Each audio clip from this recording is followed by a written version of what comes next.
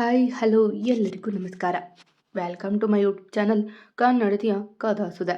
ನಾನು ನಿಮ್ಮ ರೂಪ ಕನ್ನಡತೆ. ಕಥೆಗಳು ಇಷ್ಟ ಆದರೆ ಚಾನಲನ್ನು ಸಬ್ಸ್ಕ್ರೈಬ್ ಮಾಡ್ಕೊಳ್ಳಿ. ಹಾಗೆ ಕಥೆಗಳು ಇಷ್ಟ ಆದರೆ ಲೈಕ್ ಮಾಡಿ, ಕಮೆಂಟ್ ಮಾಡಿ, ನಿಮ್ಮ ಸ್ನೇಹಿತರಿಗೂ ಶೇರ್ ಮಾಡಿ.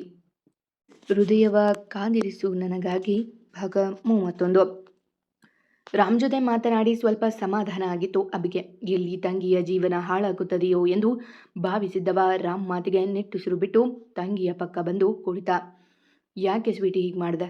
ಒಂದು ಮಾತು ಹೀಗಿಗೆ ಅಂತ ಹೇಳಿದ್ರೆ ನಾನಾದರೂ ಮಾತಾಡ್ತಾ ಇದ್ದೆ. ನೀನು ದುಡುಕಬಾರದಿತ್ತು ಎಂದು ಅವಳ ಹಣೆ ಸವರುತ್ತಾ ಚಿಂತೆ ಮಾಡುತ್ತಾ ಅಲ್ಲೇ ಮಲಗಿಬಿಟ್ಟ ಅಬಿ. ಇತ್ತೆ ಕಾರ್ಗೆ ಹೊರಗೆ ನಿಂತಿದ್ದ ರಾಮ್ಗೆ ಬಹುವಾಗಿ ನೋವಾಗುತ್ತಿತ್ತು. ಎಷ್ಟು ಹೇಳಿದರೂ ಕೇಳದೆ ಬಂದವಳ ಮೇಲೆ ಕೋಪ ಉಕ್ಕಿ ಬರುತ್ತಿತ್ತು.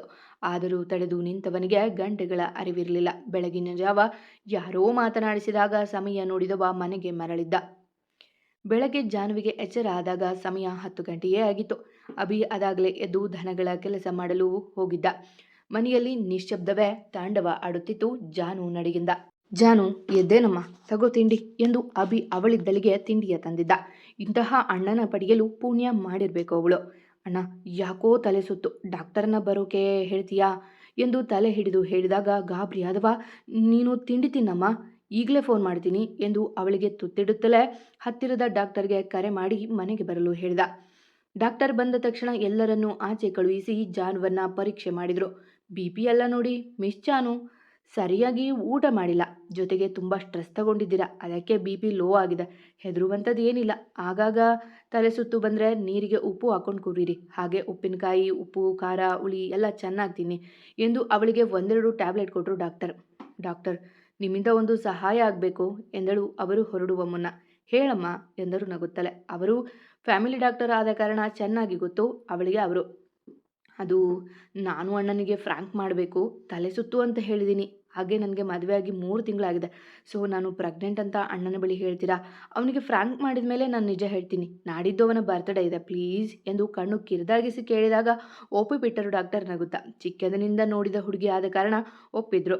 ಈಗಿನ ಕಾಲದಲ್ಲಿ ಇನ್ನು ಯಾವ ಯಾವ ವಿಷಯದಲ್ಲಿ ತಮಾಷೆ ಮಾಡ್ತಿರೋ, ಆದರೆ ಬೇಗ ನಿಜ ಹೇಳಬೇಕು, ಇದೆಲ್ಲ ಒಳ್ಳೆಯದಲ್ಲ ಎಂದು ಮೇಲೆದ್ದವರು ಅಲ್ಲಿಂದ ನಡೆದಾಗ ಕಣ್ಮುಚ್ಚಿ ಕಣ್ಣೀರ ಆಚೆ ಹಾಕಿದ್ಲು ಜಾನು. ಡಾಕ್ಟರ್, ಏನಾಗಿದೆ ಜಾನುಗೆ ಎಂದು ಅವರು ಬರುತ್ತಿದ್ದಂತೆ ಆತಂಕದಿಂದ ಕೇಳಿದ ಅಭಿ. ತಂಗಿ ತಲೆ ಸುತ್ತು ಎಂದಿದ್ದಕ್ಕೆ ಅತಿ ಭಯ ಪಟ್ಟಿದ್ದ ಅವ. ನಗುತ್ತಾ ಅಭಿಯ ಬೆನ್ನು ತಟ್ಟಿದ doctor, Abhi, no need to worry, she is pregnant ಎಂದು ಡಾಕ್ಟರ್ ಹೇಳಿದಾಗ ಅಭಿ ಖುಷಿಯ ತಂಗಿಯ ನೋಡಿದರೆ ಅವಳ ಕೈ ಅನಾಯಾಸವಾಗಿ ಒಡಲ ಸವರಿತ್ತು. ರಾಮ್ ಬಗ್ಗೆ ನಿಜ ತಿಳಿಯುವ ಸಲುವಾಗಿ ಅಣ್ಣನಿಗೂ ಸುಳ್ಳು ಹೇಳಿ ಮೋಸ ಮಾಡುತ್ತಿದ್ದಳು ಅವಳು. ಈಗ ಅದರ ಅರಿವಿಲ್ಲ ಅವಳಿಗೆ. Thank you doctor, thank you so much ಎಂದವ ತಂಗಿಯ ಬಳಿ ಓಡಿ ಬಂದು ಕೂರಲು. ತುಂಬ ಖುಷಿ ಆಗ್ತಿದೆ ಅಣ್ಣ ಎಂದಳು ಹುಬ್ಬು ಮೇಲೆತ್ತೆ. ಹೌದು ಕಣ, ನೀನೇ ಒಂದು ಮಗು, ನಿನಗೆ ಒಂದು ಮಗು ಅಂದರೆ ಎಷ್ಟು ಖುಷಿ ಆಗ್ತದೆ ಗೊತ್ತಾ, ಅದರಲ್ಲೂ ರಾಮ್ಗೆ ವಿಷಯ ಗೊತ್ತಾದರೆ ಓಡಿ ಬರ್ತಾರೆ ಎಂದು ಹೇಳುತ್ತಿದ್ದ ಅವನ ಕೈ ತಲೆಯ ಮೇಲೆ ಇಟ್ಟುಕೊಂಡು, ಯಾವುದೇ ಕಾರಣಕ್ಕೂ ಈ ವಿಷಯ ರಾಮ್ಗೆ ಗೊತ್ತಾಗಬಾರ್ದು, ಹಾಗೇನಾದರೂ ನೀನು ಹೇಳಿದರೆ ನನ್ನ ಮೇಲೆ ಆಣೆ ಎಂದು ಹಾಣೆ ಮಾಡಿಕೊಂಡವಳು ಅವಳು. ಅಭಿ ಶಾಕ್ ಆದವನಂತೆ ಕುಳಿತು ಬಿಟ್ಟ ಸುಮ್ಮನೆ. ತಂಗಿಯ ಮಾತುಗಳು ಅವನ ಎದೆಯ ನಡುಗಿಸಿದ್ವು. ರಾಮ್ ಮೇಲೆ ಜಿತ್ತಿಗೆ ಬಿದ್ದವರಂತೆ ಸತ್ಯ ತಿಳಿಯಲು ನಿರ್ಧಾರ ಮಾಡಿದ್ದ ಜಾನು ತನಗೆ ಅರಿವಿಲ್ಲದೆ ಕೋಪದ ಕೈಗೆ ಬುದ್ಧಿ ಕೊಟ್ಟು ತಪ್ಪು ನಿರ್ಧಾರ ಮಾಡಿದ್ಲು. ನಿಜ ತಿಳಿಯಲೇಬೇಕು ಎಂಬ ಹಠದಿಂದ ಯಾರೂ ತೆಗೆದುಕೊಳ್ಳದ ನಿರ್ಧಾರವ ತೆಗೆದುಕೊಂಡಿದ್ಲು. ಏನು ಹೇಳ್ತಿದ್ಯಾ ಸ್ವೀಟಿ ನೀನು?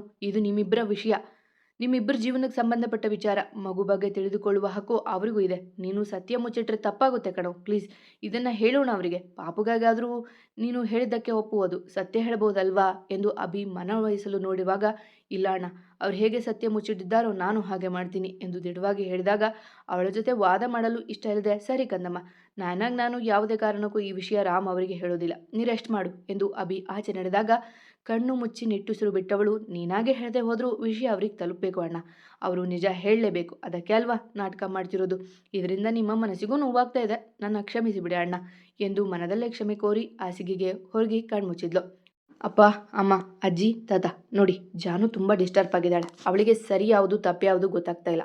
ಇವಾಗ ಅವಳಿಗೆ ಏನೇನೋ ಪ್ರಶ್ನೆ ಕೇಳಿ ನೀವು ಮತ್ತೆ ಅವಳ ತಲೆ ಕೆಡಿಸ್ಬಿಡಿ ಎಂದು ಅಪ್ಪ ಅಮ್ಮನಿಗೆ ಬುದ್ಧಿ ಹೇಳುತ್ತಿದ್ದ ಅಭಿ ಆಚೆ ಬಂದು, ಇದಕ್ಕೆಲ್ಲ ಪರಿಹಾರ ಅಂದರೆ ಅವರಿಬ್ಬರು ಜೊತೆಗೆ ಕೂತು ಮಾತಾಡಬೇಕು. ಅದಕ್ಕೆ ನನ್ನ ಜೊತೆ ಮಾತು ತಗೊಂಡಿದ್ದಾಳೆ, ಇದನ್ನು ರಾಮ್ ಬಳಿ ಹೇಳಬಾರ್ದು ಅಂತ. ಸೊ ಇವಾಗ ನೀವು ಫೋನ್ ಮಾಡಿ ಜಾನು ತಾಯಿ ಆಗ್ತಾ ಇರೋ ವಿಷಯ ತಿಳಿಸಿ, ಅವರು ಬಂದು ಅವಳಿಗೆ ಸಮಾಧಾನ ಮಾಡಿ ಕರೆದುಕೊಂಡು ಹೋಗ್ತಾರೆ ಎಂದು ಯೋಜನೆ ರೂಪಿಸಿದ ಅಭಿ ತಂಗಿಯ ಜೀವನ ಸರಿ ಮಾಡಲು. ಸರಿ ಕಣೋ, ಏನೋ ಒಂದು ಅವಳು ಖುಷಿಯಾಗಿದ್ದರೆ ಸಾಕು. ಎಂದು ಜಯಂತ್ ಅವರು ರಾಮ್ಗೆ ಕರೆ ಮಾಡಿದರು. ಆಫೀಸ್ ಕ್ಯಾಬಿನಲ್ಲಿ ಕುಳಿತು ಮಡದಿಯ ಅನುಪಸ್ಥಿತಿಯ ಬಗ್ಗೆ ಚಿಂತಿಸುತ್ತಿದ್ದವನಿಗೆ ಇಹದ ಅರಿವಿಲ್ಲ. ಫೋನ್ ಬಡಿದುಕೊಂಡಾಗ ಹಾಗೆ ಸ್ವೀಕರಿಸಿ ಕಿವಿಗಿಟ್ಟುಕೊಂಡ. ಹಲೋ ರಾಮ್, ನಾನು ಜಯಂತ್ ಮಾತಾಡ್ತಾ ಇರೋದು ಎಂದರು ಜಯಂತ್ ಮೆಲ್ಲಗೆ. ಹೇಳಿ ಮಾವ. ಗೊತ್ತಾಯ್ತು ಎಂದ ಅವ ವಿನಯದಿಂದಲೇ. ಹೇಳಿದಾಗ ನಿಟ್ಟುಸಿರು ಬಿಟ್ಟು, ನೀವು ನಿಮ್ಮ ಮಧ್ಯೆ ಏನಾಗಿದೆಯೋ ನನಗೆ ಗೊತ್ತಿಲ್ಲ ಕಣಪ್ಪ, ಇವಾಗ ತಾನೇ ಡಾಕ್ಟರ್ ಬಂದು ಹೋದ್ರು ಎಂದಾಗ ಆತಂಕದಿ ಮೇಲೆದವ, ಯಾಕೆ ಜಾನುಗೇನಾಯ್ತು ಎಂದ ಗಾಬರಿ ತೋರಿ. ಸಮಾಧಾನ ಕಣಪ್ಪ, ಹೆದರುವಂಥದ್ದು ಏನಾಗಿಲ್ಲ, ಅವಳು ತಾಯಿ ಆಗ್ತಿದ್ದಾಳಂತೆ, ಮತ್ತೆ ನೀನು ತಂದೆ ಆಗ್ತಿದೀಯ ಎಂದಾಗ ಒಂದು ಕ್ಷಣ ನಂಬಲೇ ಸಾಧ್ಯ ಆಗಲಿಲ್ಲ ಅವನಿಗೆ. ಏನು ಹೇಳ್ತಿದ್ದೀರ ಮಾವ, ನಿಜಾನಾ ಎಂದಾಗ ಎಲ್ಲರಿಗೂ ಖುಷಿಯಾಗಿತ್ತು ಅವನ ರೀತಿಗೆ. ಹೌದು ಕಣಪ್ಪ, ಈಗಷ್ಟೇ ಡಾಕ್ಟರ್ ಬಂದು ಹೋದ್ರು. ಅಬಿಗೆ ಈ ವಿಷಯ ಹೇಳಬೇಡ ಅಂತ ಆಣೆ ಮಾಡಿಸ್ಕೊಂಡಿದ್ದಾಳೆ. ಅದಕ್ಕೆ ನಾನೇ ಫೋನ್ ಮಾಡಿದೆ. ನಿಮ್ಮಿಬ್ಬರ ಮಧ್ಯೆ ಏನೇ ಇರಲಿ, ಈ ಸಮಯದಲ್ಲಿ ಅವಳು ಒಬ್ಬಳೇ ಇರೋದು ಸರಿಯಲ್ಲ. ಪ್ಲೀಸ್ ಬಾರಪ್ಪ ಎಂದು ಬೇಡಿದರು ಮಗಳಿಗಾಗಿ. ಅಯ್ಯೋ, ನೀವು ಪ್ಲೀಸ್ ಎಲ್ಲ ಹೇಳಬೇಡಿ, ನಾನು ಈಗಲೇ ಬರ್ತಾ ಇದ್ದೀನಿ, ಅವಳಿಗೆ ಹೇಳಬೇಡಿ ಎಂದು ಕರೆ ತುಂಡರಿಸಿದಾಗ ಇಂತಹ ಅಳಿಯನ ಪಡೆದಿದ್ದಕ್ಕೆ ಎಲ್ಲ ಖುಷಿಯಾದರು. ಸುಮಾರು 3/4 ಗಂಟೆಯಲ್ಲಿ ಅವನ ಕಾರ್ ಮನೆಗೆ ಎದುರಿತ್ತು. ಜಾನುಗೆ ಸಹ ಕಾರ್ ಶಬ್ದಕ್ಕೆ ಅವನೇ ಬಂದಿದ್ದು ಎಂದು ತಿಳಿದರೂ ಮೇಲೆ ಎಳೆದೇ ಕುಳಿತಿದ್ಲು. ಇವಾಗ ಬಂದಿಯ ರಾಮ್, ಕಾಫಿ ಕೊಡ್ಲಾ ಎಂದು ಭೂಮಿಯವರು ಕೇಳಿದಾಗ ತಲೆ ಅಡ್ಡಡ್ಡ ಆಡಿಸಿದವ. ಮೊದಲು ಅವಳ ಜೊತೆ ಮಾತಾಡ್ತೀನಿ ಎಂದು ಅವಳ ಕೋಣೆಯತ್ತ ನಡೆದಾಗ ಎಲ್ಲ ಸುಮ್ಮನೆ ಕುಳಿತರು. ಅವರ ನಡುವೆ ಹೋಗಲು ಇಚ್ಛಿಸಿದೆ. ಅವ ಬಂದಾಗ ಬೇಕೆಂದೇ ಕಣ್ಣು ತೆರೆದರೂ ಅವನ ನೋಡದೆ ಗೋಡೆ ನೋಡುತ್ತಿದ್ಲು. ಜಾನು, ನಾನು ಕೇಳಿದ್ದು ನಿಜಾನಾ? ನಾವು ಎಂದು ರಾಮ್ ಕೇಳಿದಾಗ ಅವನ ನೋಡಿ, ನಾವು ಅಲ್ಲ, ನಾನಷ್ಟೇ ತಾಯಿ ಆಗ್ತಾ ಇದ್ದೀನಿ ಎಂದಳು ಗಟ್ಟಿಯಾಗಿ. ಹೌದು ಮತ್ತೆ, ಈ ರೀತಿ ತಾಯಿ ಆಗೋಕೆ ನಿನ್ನಿಂದ ಮಾತ್ರ ಸಾಧ್ಯ ಎಂದವನ ದನಿ ಗಡುಸಾಗಿತ್ತು. ಮತ್ತೆ ಯಾವತ್ತೂ ಈ ಮನೆಗೆ ಬರಬೇಡ, ನಿನ್ನ ಮುಖ ತೋರಿಸ್ಬೇಡ ಅಂದವರು ಯಾಕೆ ಬಂದ್ರಿ ಎಂದು ಕೇಳಿದಾಗ ಒಂದು ಹೆಜ್ಜೆ ಮುಂದೆ ಬಂದವ. ಸುಳ್ಳು ಈ ಮಟ್ಟದಲ್ಲಿ ಹೇಳಬಾರ್ದಿತ್ತು ಮಿಸ್ ಜಾಹ್ನವಿ. ಪ್ರೀತಿಯಲ್ಲಿ ನಂಬಿಕೆ ಇರಬೇಕು ಅಂತ ದೊಡ್ಡದಾಗಿ ಹೇಳಿದ ನೀನು ಇಷ್ಟು ಚೀಪಾಗಿ ಥಿಂಕ್ ಮಾಡ್ತೀಯ ಅಂತ ನನಗೆ ಗೊತ್ತಿರಲಿಲ್ಲ. ನಿನಗನ್ಸುತ್ತಾ ನಾನು ಫೂಲ್ ಅಂತ ಎಂದು ಕೋಪದಿಂದ ರಾಮ್ ಕೇಳಿದಾಗ ಕಣ್ಣು ಸಂಕುಚಿಸಿ ಅವರನ್ನೇ ನೋಡಿದ್ಲು ಜಾನು. ಈ ವಿಷಯ ತಿಳಿದರೆ ಎಲ್ಲ ಸತ್ಯ ಹೇಳುವನು ಎಂಬ ಹೂಯೇ ತಪ್ಪಾಗಿತ್ತು. ನಾನು ನಿನ್ನ ಗಂಡ ಜಾಹ್ನವಿ. ನೀನು ಪೀರಿಯಡ್ ಆಗಿ ಇನ್ನು 15 ದಿನವೂ ಆಗಿಲ್ಲ. ಅಂಥದ್ರಲ್ಲಿ ನನಗೀಗ 2.5 ತಿಂಗಳು ಅಂದರೆ ನಾನು ಕಣ್ಮುಚ್ಚಿ ನಂಬಿಬಿಡ್ತೀನ? ನನ್ನ ನಂಬಿಕೆಗೆ ಮೋಸ ಮಾಡಿದ ನೀನು ಸಹ ನನಗೆ ಬೇಡ. ನಾನೇ ಮೊದಲಾಗಿ ನಿನಗೆ ಡೈವರ್ಸ್ ಕಳಿಸುವೆ ಎಂದು ರಾಮ್ ಹಲ್ಕಚ್ಚಿ. ಆಫೀಸಿಂದ ಖುಷಿಯಾಗಿ ಹೊರಟವನಿಗೆ ಅವಳು ವಾರಗಳ ಹಿಂದೆ ಹೊಟ್ಟೆ ನೋವಿನಲ್ಲಿ ಒದ್ದಾಡಿದ್ದು ನೆನಪಾದಾಗ ಅನುಮಾನದಿಂದಲೇ ಅವಳ ಬಳಿ ಕಟುವಾಗಿ ನುಡಿದ. ಅವಳ ನಡೆಯಿಂದ ಅವನಿಗೆ ಅನುಮಾನ ಬಲವಾದರೆ ಅವನ ನುಡಿಯಿಂದ ಮಾತಿಲ್ಲದೆ ನಿಂತಳು ಜಾನು. ಹೇಳಿ ಮಿಸ್ ಜಾಹ್ನವಿ, ಇದು ಸುಳ್ಳು ಪ್ರೆಗ್ನೆನ್ಸಿ ತಾನೆ? ಇದು ನನ್ನಿಂದ ಸತ್ಯ ಬಾಯಿ ಬಿಡಿಸೋ ನಾಟಕ ತಾನೆ? ಇಷ್ಟು ಕೀಳು ಮಟ್ಟಕ್ಕೆ ಇಳಿದ ನೀನು ನನಗೆ ಬೇಡ. ಸತ್ಯ ನನ್ನ ಜೊತೆಗೆ ಇರಲಿ. ಗುಡ್ ಬಾಯ್ ಎಂದು ಅವ ಬಾಗಿಲು ದಾಟಲು ನಿಜವಾಗಿಯೂ ತಲೆ ಸುತ್ತಿ ಬಿದ್ಲು ಜಾನು. ಆಘಾತ ತಾಳಲಾರದೆ. ರಾಮ್, ಏನು ಮಾಡಿದ್ರಿ ನೀವು ಎಂದು ರಾಮ್ನ ನೋಡುತ್ತಾ ಬಂದ ಅಬಿಗೆ ತಂಗಿ ಕಾಣಿಸಿದ್ದೆ. ಏ ಸ್ವೀಟಿ ಎಂದು ಓಡಿದ್ದ ತಂಗಿ ಬಳಿ. ಬಿದ್ದವಳು ನೆಲಕ್ಕೆ ತಾಗುವ ಮೊದಲೇ ಅವಳನ್ನು ಹಿಡಿದವ. ಅಮ್ಮ, ನೀರು ತಗೊಂಡು ಬನ್ನಿ ಎಂದು ಕೂಗಿದ ತಂಗಿಯ ಕೆನ್ನೆ ತಟ್ಟುತ್ತಾ. ರಾಮ್ ಸುಮ್ಮನೆ ನಿಂತಿದ್ದ ಕೆಂಗಣ್ಣು ಮಾಡಿ. ರಾಮ್, ನನ್ನ ತಂಗಿ ಆರೋಗ್ಯ ಸರಿಯಿಲ್ಲ ಅಂತ ಗೊತ್ತಿದ್ರು ಯಾಕೆ ಹೊರಡಾಗಿ ಮಾತಾಡಿದ್ರೆ? ಎಲ್ಲ ಸಾಲ್ಟ್ ಔಟ್ ಮಾಡಿಕೊಂಡು ಅವಳನ್ನು ಜೊತೆಗೆ ಕರೆದುಕೊಂಡು ಹೋಗೋದು ಬಿಟ್ಟು ಮತ್ತೆ ಅವಳ ಮನಸ್ಸಿಗೆ ನೋವು ಮಾಡಿದ್ರೆ ಎಂದು ತಂಗಿ ತಲೆ ಸವರುತ್ತಲೇ ಕೇಳಿದ್ದ ಅಭಿ. ಹಾಂ, ನಾನು ಖುಷಿಯಲ್ಲೇ ಬಂದಿದ್ದೆ ವಿಷಯ ಕೇಳಿ. ಆದರೆ ನಿಮ್ಮ ತಂಗಿ ಕೊಟ್ಟ ಆಘಾತದಿಂದ ನಾನು ಪ್ರಜ್ಞೆ ತಪ್ಪಿಲ್ಲ ಅಷ್ಟೆ. ನೀರು ಹಾಕಿ ಎಚ್ಚರ ಆಗ್ತಾಳೆ ಎಂದ ರಾಮ್ ಅಭಿಯನ್ನೇ ದಿಟ್ಟಿಸಿ. ಅಷ್ಟರಲ್ಲಿ ಭೂಮಿಯವರು ನೀರು ತಂದುಕೊಟ್ರು. ಅವಳ ಮೊಗದ ಮೇಲೆ ನೀರು ಚಿಮಿಕಿಸಿದ ತಕ್ಷಣ ಎಚ್ಚರ ಆದಳು ಮೆತ್ತಗೆ. ಅಣ್ಣ, ಅಣ್ಣ, ರಾಮ್ ಹೋದ್ರಾ ಎಂದಳು ಗಾಬರಿಯಿಂದ. ಅಭಿ ಕೊರಳ ಬಳಸಿ. ಇಲ್ಲೇ ಇದ್ದೀನಿ, ಹೋಗ್ತೀನಿ ಇವಾಗ, ಇನ್ಯಾವತ್ತೂ ಈ ಕಡೆ ಬರೋದಿಲ್ಲ ಎಂದ ರಾಮ್ ಕೈ ಕಟ್ಟಿ ಗಡಿಸು ತಂಗಿಲಿ. Ram, I am sorry Ram, ನನ್ನ ತಪ್ಪಾಯಿತು. ಇನ್ಮೇಲೆ ಈ ರೀತಿ ತಪ್ಪು ಮಾಡೋದಿಲ್ಲ. ಸಾರಿ ರಾಮ್ ಎಂದು ಎದ್ದು ಅವನ ಬಳಿ ಬಂದಾಗ ದೂರ ಸರಿದ Ram. Never ever expect this cheap gimmick from you Jahnavi. ಹಾಗೆ ನೀನು ಫೋನ್ ಮಾಡಿ ರಾಮ್ ನೀವು ಸತ್ಯ ಹೇಳಲೇಬೇಕು, ಇಲ್ಲ ಅಂದರೆ ಅದು ಮಾಡ್ತೀನಿ ಇದು ಮಾಡ್ತೀನಿ ಅಂತ ಬೆದರಿಸಿದ್ರು ನಾನು ಹಿಂಗೆ ಕ್ಷಮಿಸಿ ಮನೆ ಕರ್ಕೊಂಡು ಹೋಗ್ತಿದ್ದೆ. ಆದರೆ ನೀನು ನನ್ನೊಬ್ಬ ಅಲ್ಲ, ನಿನ್ನ ಪೂರ್ತಿ ಪರಿವಾರದ ಭಾವನೆಗಳ ಜೊತೆ ಆಟ ಆಡಿದೀಯಾ. ಇನ್ನೆಂದು ನಾನು ನಿನ್ನ ಬಳಿ ಬರೋದಿಲ್ಲ ಎಂದು ಮುಂದೆ ಹೊರಟಾಗ ಅವನ ಕೈ ಹಿಡಿದ ಜಾನು. ಏನಂದ್ರಿ? ಭಾವನೆಗಳ ಜೊತೆ ಆಟ ಆಡಿದ್ದೀನ? ಸರಿ, ನಾನು ಮಾಡಿದ ತಪ್ಪು. ಆದರೆ ನೀವು ಮಾಡಿದ್ದು ಸತ್ಯ ನೀವು ಮುಚ್ಚಿಟ್ಟು ಪ್ರಶ್ನೆ ಮಾಡಿದ ನನ್ನ ಮೇಲೆ ಕೈ ಮಾಡಿದ್ರಿ. ಅದನ್ನು ಬಿಡಿ. ಒಂದೇ ಮಾತು ಜಾನು, ಇದೆಲ್ಲ ತಪ್ಪು, ಸತ್ಯ ಹೇಳ್ತೀನಿ ಅಂತ ಹೇಳ್ಬೋದಿತ್ತು, ಆದರೆ ನೀವು ಹೇಳಿಲ್ಲ ಎಂದು ಕೋಪದಿಂದ ಹೇಳಿದವಳು. ಸರಿ, ಇದೆಲ್ಲ ಬೇಡ, ಇವಾಗ ಸತ್ಯ ಏನು ಅಂತ ಹೇಳ್ಬಿಡಿ, ಎಲ್ಲ ಮರೆತು ಮತ್ತೆ ಪ್ರೀತಿಯಿಂದ ಇರೋಣ ಎಂದು ಕೇಳಿದಾಗ ಒರಟಾಗಿ ಅವಳ ಕೈ ಬಿಡಿಸಿಕೊಂಡು, ಬೇಡ, ನೀನು ಮತ್ತೆ ನನ್ನ ಜೀವನದಾಗ ಬರೋದು ಬೇಡ. ನಾನು ಸತ್ಯ ನಾನು ಉಸಿರು ಇರೋವರೆಗೂ ಹೇಳೋದಿಲ್ಲ ಎಂದು ಹೇಳಿ ಮುಂದೆ ನಡೆದಾಗ ಓಡಿ ಬಂದು ಅವನ ಎದುರು ನಿಂತ ಅಭಿ. ರಾಮ್, ನೀವು ಎಂತ ಮಾತಾಡ್ತಾ ಇದ್ದೀರಾ ಗೊತ್ತಾ? ನೀವು ಪ್ರೀತಿ ಮಾಡಿ ಮದುವೆ ಆದವರು ಅಷ್ಟೇ ಅಲ್ಲ, ನಿಮ್ಮ ಪೂರ್ತಿ ಕುಟುಂಬ ಎದುರಾಕಿಕೊಂಡು ಪ್ರೀತಿಗೆ ಇರುವ ಶಕ್ತಿ ತೋರಿಸಿದವರು. ಇವಾಗ ನೀವು ಈ ರೀತಿ ಮಾಡೋದು ಸರಿಯಲ್ಲ. ಅವಳೇನೇ ತಪ್ಪು ಮಾಡಿದರೂ ಕ್ಷಮಿಸಿ ಬಿಡಿ. ಅವಳ ಪರವಾಗಿ ನಾನು ಕ್ಷಮೆ ಕೇಳ್ತೀನಿ, ಪ್ಲೀಸ್ ಅವಳನ್ನು ಕರೆದುಕೊಂಡು ಹೋಗಿ ಎಂದಾಗ ತುಟಿ ಕೊಂಕಿಸಿದ ರಾಮ್, ಅದಾಗೋದಿಲ್ಲ. ನಿಮ್ಮ ತಂಗಿ ಹೇಳಿದ ಸುಳ್ಳನ್ನು ಮೊದಲು ಕೇಳಿ. ಅವಳು ನಿಜವಾಗಿಯೂ ಕನ್ಸೀವ್ ಆಗಿಲ್ಲ.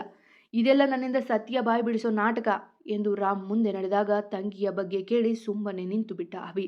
ಜಾನುವಂತೂ ಉಸಿರಾಟವನ್ನೇ ಮರೆತು ನಿಂತಳು ಅವನ ಮಾತುಗಳಿಗೆ. ಅವನ ಕಾರ್ ಮನೆಯಿಂದ ಮುಂದೆ ಹೋಗಿದ್ದ ಮತ್ತೊಂದು ಕಾರ್ ಬಂದು ನಿಂತಿತ್ತು ಜಾನು ಮನೆಯ ಎದುರು. ಅದರಿಂದ 3 ಜನ ಇಳಿದಿದ್ರು. ಎಷ್ಟು ದಿನ ಆಗೋಯ್ತು ನಾನಿಲ್ಲಿಗೆ ಬಂದು. ಅಬ್ಬಾ, ಇಂತಹ ಶಿಕ್ಷೆ ಕೊಟ್ಟು ಬಿಟ್ಟ ರಾಮ್ ನನಗೆ ಎಂದು ಸುಟ್ಟ ತನ್ನ ಕೆನ್ನೆ ಸವರಿಕೊಂಡು ಅವ ಕೊಟ್ಟ ಹಿಂಸೆಗೆ ಮುಖ ಪ್ಲಾಸ್ಟಿಕ್ ಸರ್ಜರಿ ಮಾಡಿಸಿಕೊಂಡು ಬರೋದಕ್ಕೆ 6 ತಿಂಗಳೇ ಆಗೋಯ್ತು. ಅಬ್ಬಾ, ಇಷ್ಟರಲ್ಲಿ ಎಂಥ ಒಳ್ಳೆ ಸುದ್ದಿ ಕಿವಿಗೆ ಮುಟ್ಟಿತು. ರಾಮ್ ಜಾನು ಜಗಳ ಆಡಿದ್ದಾರೆ ಎಂದು ಗಹಗಹಿಸಿ ನಕ್ಕ ಅವ. ಜಾಹ್ನವಿ, ಮೈ ಜಾನು, ನನ್ನ ರಿಜೆಕ್ಟ್ ಮಾಡಿ ಅವನ ಹಿಂದೆ ಹೋದೆ. ರಿಜೆಕ್ಟ್ ಅಷ್ಟೇ ಅಲ್ಲ, ನನ್ನ ಜೀವನಕ್ಕೆ ಕೊಳ್ಳಿ ಇಟ್ಟೆ. ಆದರೆ ಈಗ ನೋಡಿವಾಗ ತವರಿಗೆ ಬಂದು ಕೂತಿದೀಯ. ರಾಮ್ ನಿನ್ನ ದೂರ ಮಾಡಿದ್ದಾನೆ. ಗಂಡ ಬಿಟ್ಟಿರೋ ನಿನಗೆ ಇನ್ನು ನಾನೇ ಗೊತ್ತಿ ಎಂದು ನಕ್ಕು ಮನೆಯೊಳಗೆ ಕಾಲಿಟ್ಟಿದ್ದ ರಾವಣ.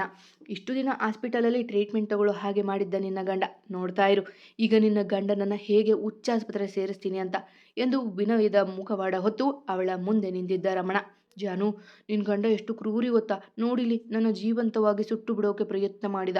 ನಾನು ಹೋಗ್ತಿದ್ದ ಕಾರ್ಗೆ ಬೆಂಕಿ ಹಚ್ಚಿಬಿಟ್ಟಿದ್ದ ಎಂದು ತನ್ನ ಮೈ ಮೇಲೆ ಇದ್ದ ಸುಟ್ಟ ಗುರುತುಗಳ ತೋರಿಸುತ್ತಾ, ನಿನ್ನ ಗಂಡ ಒಬ್ಬ ಕೊಲೆಗಾರ. ತಾನು ಪ್ರೀತಿಸೋರ್ಗಾಗಿ ಯಾರನ್ನ ಬೇಕಿದ್ರೂ ಕೊಲೆ ಮಾಡ್ತಾನೆ ಎಂದು ಕಣ್ಣು ಸಂಕುಚಿಸಿ ಹೇಳಿದ್ದ ರಾವಣ. ಮತ್ತೆ ಸಿಗುವ. ಕತೆ ಇಷ್ಟ ಆಗಿದ್ರೆ ಕಮೆಂಟ್ ಹಾಕಿ, ಜಾಸ್ತಿ ಇಷ್ಟ ಆದರೆ ಸಬ್ಸ್ಕ್ರೈಬ್ ಮಾಡ್ಕೊಳ್ಳಿ. ಎಂದಿನಂತೆ ನಿಮ್ಮ ಪ್ರೀತಿ, ಕಮೆಂಟ್, ಪ್ರೋತ್ಸಾಹದ ನಿರೀಕ್ಷೆಯಲ್ಲಿ ನಾನು ನಿಮ್ಮ ಪ್ರೀತಿಯ ರೂಪಕ ನಡತಿ.